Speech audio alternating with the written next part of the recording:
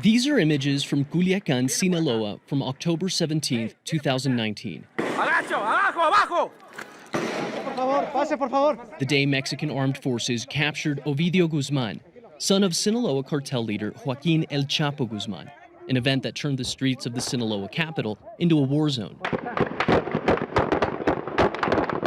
But in the end, it was all for naught.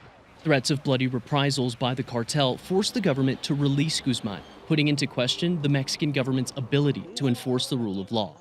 That particular incident in Culiacán, where basically Chapo's son was captured and released the same day, very much laid bare the extremely weak leadership that we're seeing within the federal administration in terms of how it's dealing with the security crisis that the country. Violence in Mexico has been on the rise for decades, fueled in part by a flow of illegal firearms from the United States.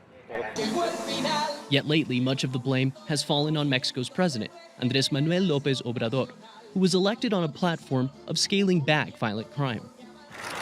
Over the past year and a half, his government has launched several security initiatives, including the creation of a National Guard. We are creating this new institution that is very important for guaranteeing peace and security, without authoritarianism and with respect for human rights.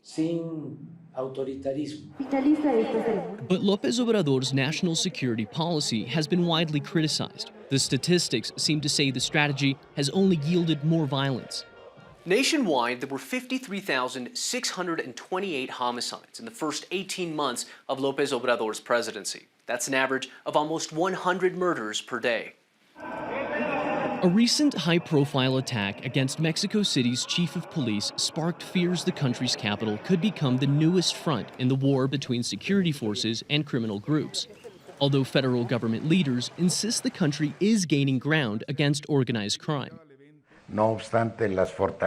Despite the fire capacity from some criminal organizations, none of them have the power to challenge the Mexican state.